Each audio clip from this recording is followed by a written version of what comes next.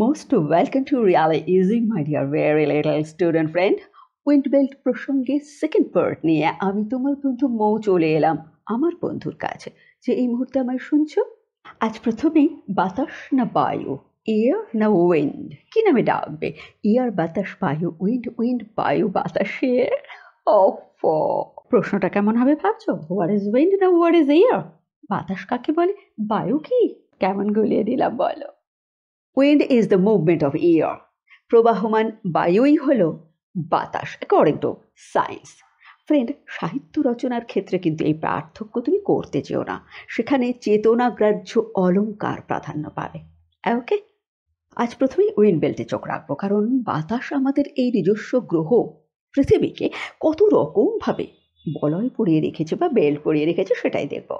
ধরো আমরা বন্ধুরা এসে দাঁড়ালাম 0 ডিগ্রি ল্যাটিটিউড বা অক্ষাংশে।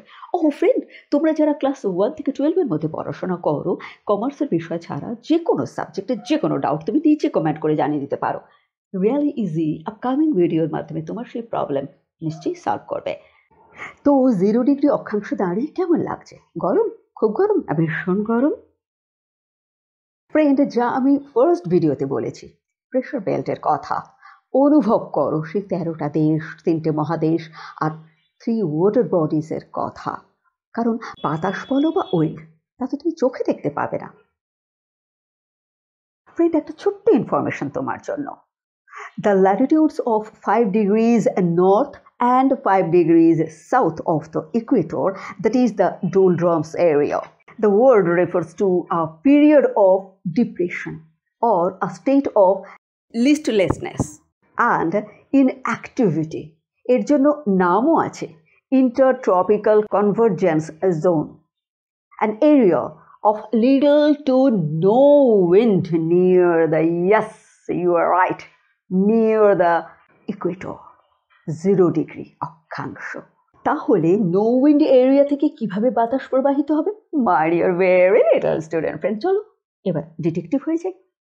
Friend, due to high incoming solar radiation, which causes a high temperature, the air above expands, becomes less dense and rises. তুমি তো জানো উত্তপ্ত বায়ু হালকা হয়, কম ঘন হয়, তাই না?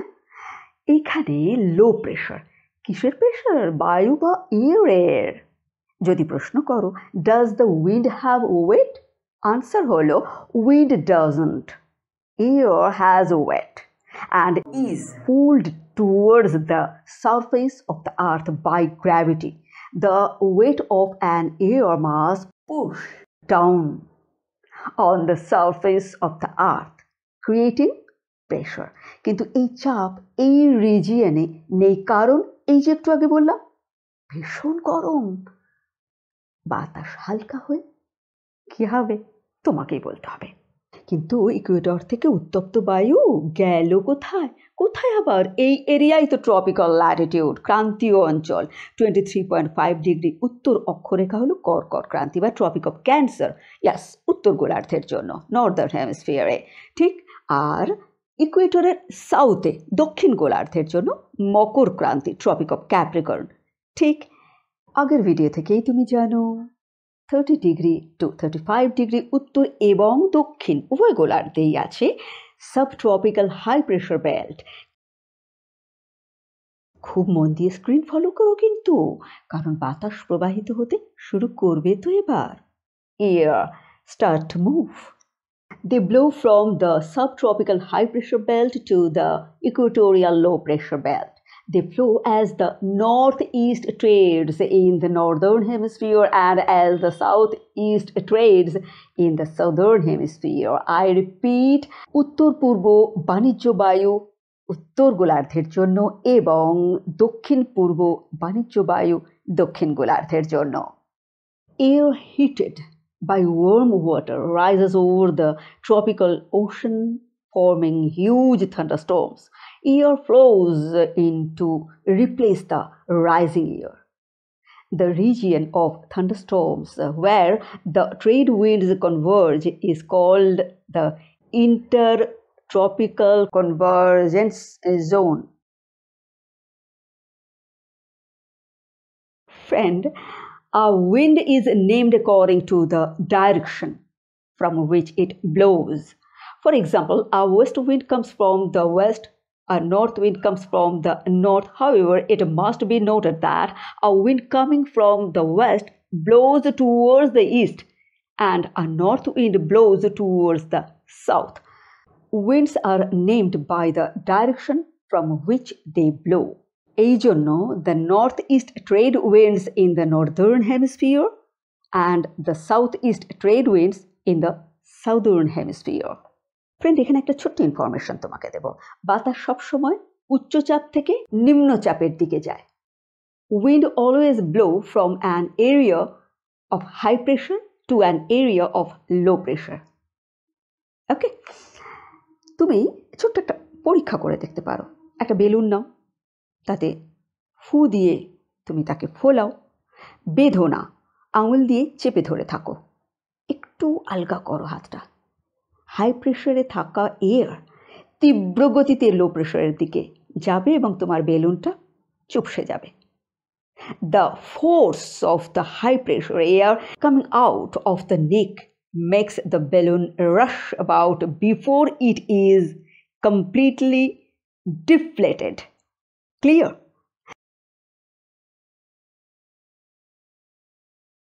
তাহলে এই বয়ে চলা বাতাসকে কি নামে রাখবো?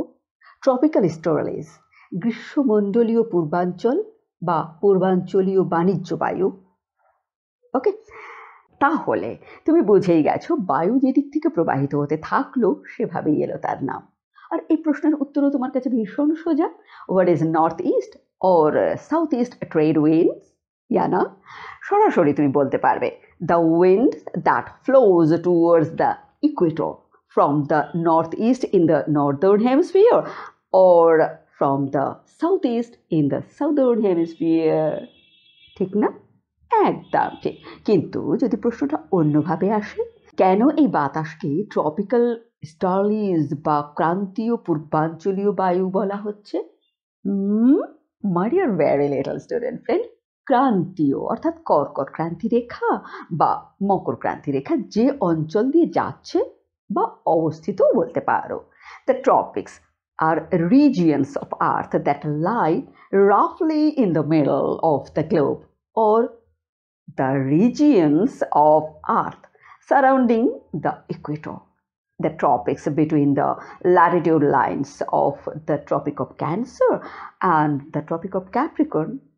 Friend, the tropics include the equator. And দেখো নিজের ম্যাপ বইটা খুলে কোন কোন দেশ এই অঞ্চল দিয়ে আছে, দারুণ লাগবে। তাহলে তুমি বুঝে গেলে ট্রপিক্সের জন্য ট্রপিক্যাল কথাটা ব্যবহার হয়েছে, কিন্তু ইস্টার্লিস কেন? নর্থ সাউথ বা সাউথ নর্থ হলে বোধহয় ঠিক হতো, এরকমই ভাবছে আমার ছোট্ট বন্ধু। আচ্ছা ফ্রেন্ড, যদি তোমার মনে হয়ে থাকে যে অনেকক্ষণ তো পড়াশোনা হলো, তাহলে চল ডেসক্রিপশন থেকে আমার আর্ট চ্যানেলের লিঙ্কটা নিয়ে একটু ঘুরে আসা যাক। সেখানে বিভিন্ন ধরনের ড্রয়িং স্টাইল, মিউজিক, কেপ পেন্টিং, পোর্ট্রেট অনেক কিছু আছে। আমার মনে হয় তোমার ভীষণ ভালো লাগবে। আর যদি তুমি ওখানে সাবস্ক্রাইব করে সঙ্গে থাকো, তোমার এই সাপোর্টের জন্য আমার ভীষণ আনন্দ হবে। চলো পরিচয় করিয়ে দিই ফরাসি দেশের একজন বিখ্যাত ইঞ্জিনিয়ার এবং ম্যাথমেটিশিয়ানের সাথে। কে তিনি?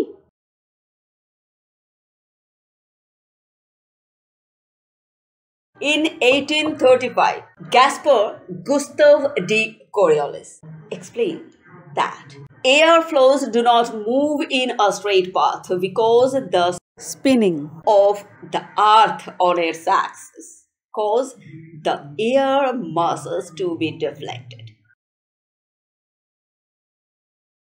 Coriolis effect, an effect whereby a mass moving in a rotating system experiences a force acting perpendicular to the direction of motion and to the axis of a rotation. On the earth, the effect tends to deflect moving object to the right in the northern hemisphere and to the left in the southern hemisphere, and is important in the formation of cyclonic weather systems. আর একটু সহজভাবে বলি, Coriolis বল পৃথিবীর ঘূর্ণনের ফলে সৃষ্ট একটা আপাত বল। যেহেতু পৃথিবী তার অক্ষের ওপর ঘোরে, তাই সঞ্চালনকারী বায়ু উত্তর গোলার্ধের ডান দিকে এবং দক্ষিণ গোলার্ধে বাঁ দিকে বিচ্যুত হয়। এই বিচ্যুতিকে বলা হয় কোরিওলিস প্রভাব। চুপি চুপি একটা কথা তোমাকে বলে দিই, তুমি ভাবতে বসে গেছো নাকি যে আমি যে তাকিয়ে আছি পৃথিবীর দিকে, আমার ডান দিকে না বাঁ দিকে, নাকি পৃথিবীর ডান দিকে না বাঁ দিকে? কোন দিকে রে বাবা?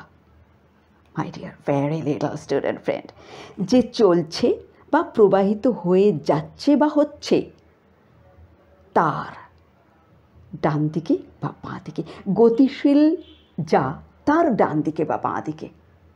এই কিন্তু আর ভুল করো না। ভিডিও শেষ করার আগে আমার বন্ধুদের একটা স্পেশাল ইনফরমেশন দেব অ্যাবাউট উইন্ড বেল্ট, যেটা বুঝলে বায়ু প্রবাহের বলয় একেবারেই আর ভুল হবে না। That is global atmospheric circulation.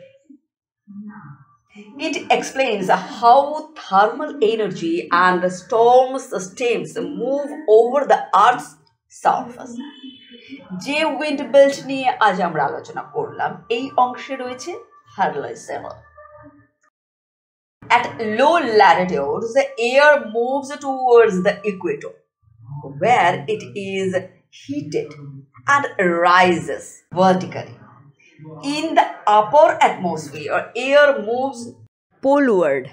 This forms a convection cell that curves the tropical and subtropical climates. This cell is named after English physicist and meteorologist George Hadley, who proposed the single circulation for each hemisphere in 1735. See you in the next video with another wind belt. Stay with me, friend. Bye-bye.